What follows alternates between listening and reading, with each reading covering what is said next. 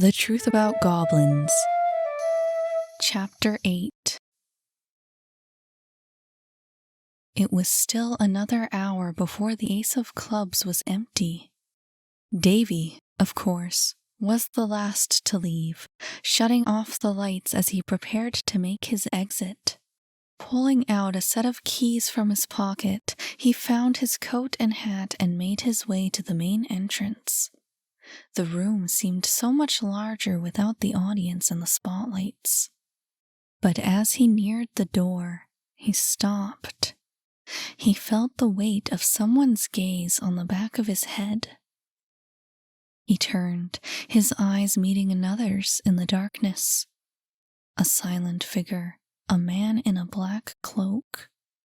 Davy said nothing, though his gaze traveled from the man's head to the floor and back up again. Strange as it was, Davy remained silent. Stranger still, he turned away soon after, recommencing his walk towards the exit. Imijic continued to watch from his place in the darkness. He hardly moved, not until he heard the click of the key on the other side of the door, not until the Ace of Clubs was locked up for the night. And then he relaxed. At last, he was alone. Shedding his hiding place, he made his way to the bar. The liquor was safely stashed in a locked case below the counter, but he drifted past the drinks and headed for a small door instead. Behind the door was a stairwell, wide enough for one person only, leading upwards to a small booth above the club. It was in that room that he stopped before a large panel, surveying the switches that controlled the sound and lights. He flicked one, the familiar single spotlight, and set it to its usual hazy glow.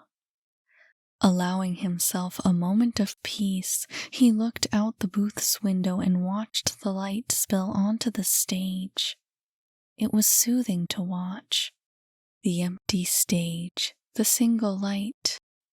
But a minute later he was back down the steps, striding through the sea of tables and chairs. His small table was already set up in the center of the stage. He stopped at the edge of the light, taking in the sight a second time before stepping forward.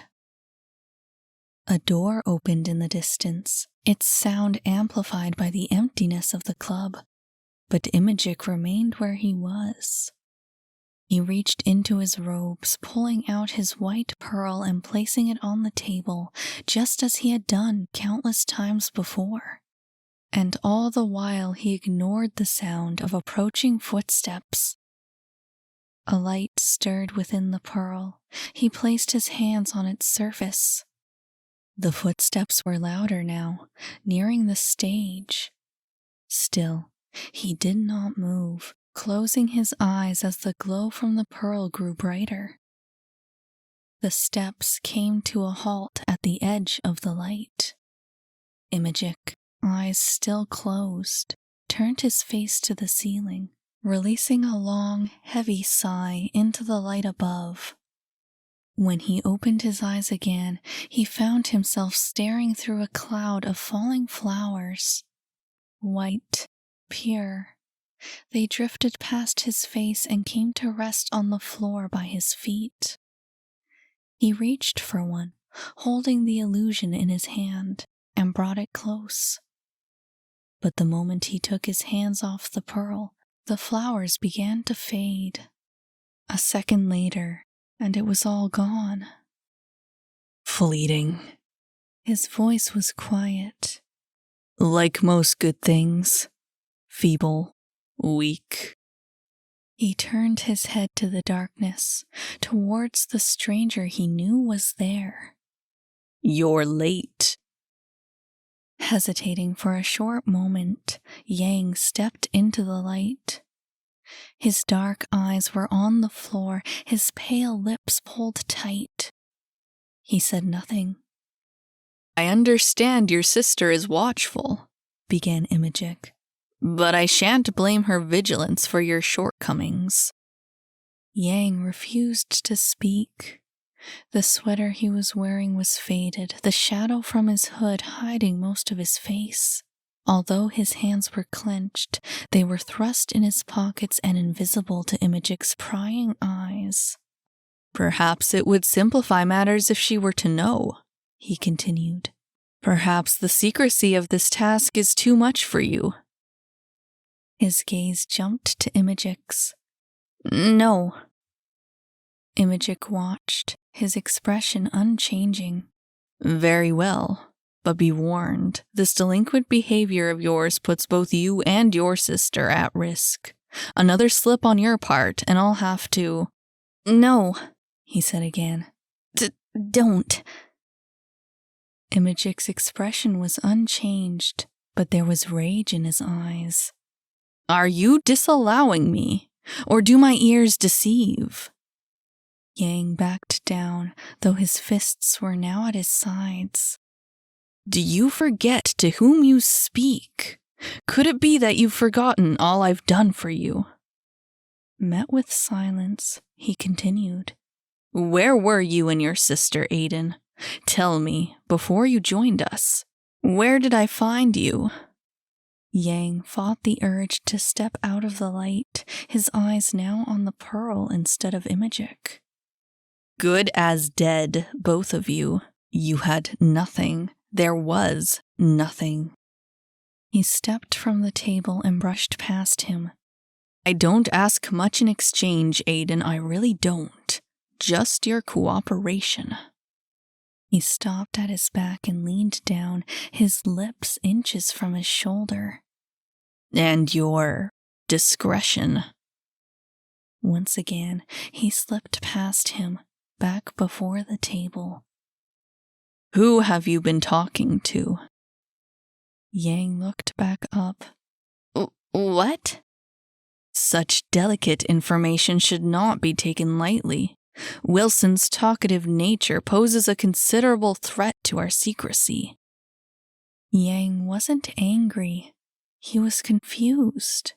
"I didn't speak to anyone." "And yet he mentions not only the rumors, but the old theater as well?" Imagic waited, but the question was followed by silence. A sharp intake of breath, a moment, and he turned away. But he spun on his heel a second later and seized Yang's shoulders. "I hear everything, Aiden. Don't you dare take me for a fool." Stop! He struggled under Imagic's grip. "I don't know where Kinetic heard it. I didn't tell him. Not anyone." "Then who did?" "I don't know." Imagic relinquished his hold, throwing him to the ground. "Then find out who it was. I won't stand for babblers, not a one. Mark my words, not a single one." Yang picked himself off the ground, more irritated than frightened. "I can keep to myself," he said bitterly. "If anyone needs scolding, it's you. Why did you use the girl like that? Everyone was watching." "I did what I had to," he said. "If any of you had so much as a lead on that crystal, we wouldn't be here at all." "It was a stupid thing to do." Yang eyed him warily. "Do you know what will happen when he finds out?" "He won't find out." Despite his words, his voice was laced with quiet anxiety. "And I know it's within my grasp. I'm close." There was that same weary sigh. "So close." A short silence followed. Yang shifted his weight impatiently. Can I leave now?" "No." He snapped out of his trance.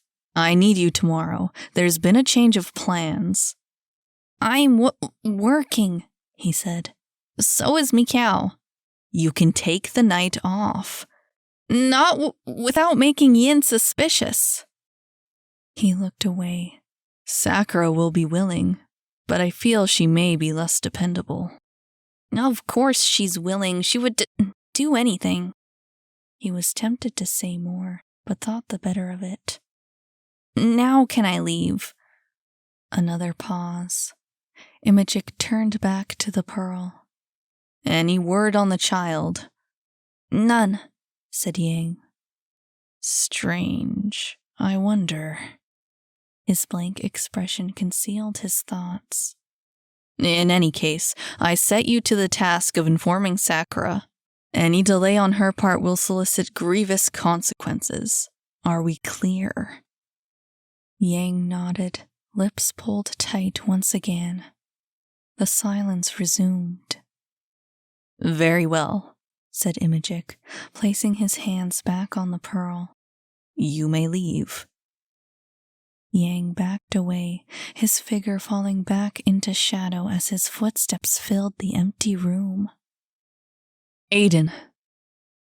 The steps came to a halt. I can't accept failure, not from anyone. He waited, turning back to the glowing light before him. You're not the only one with family to protect. No reply. Nothing, aside from Yang's fading footsteps.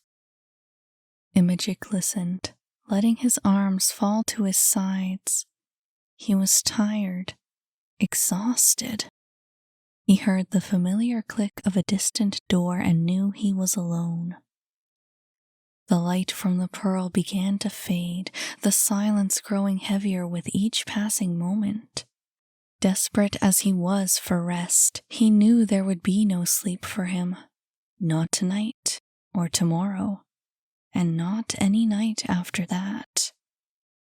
Placing his hands back on the pearl, forcing his mind into focus, he shut his eyes and steeled himself for the long hour ahead, and for the endless week that was certain to follow.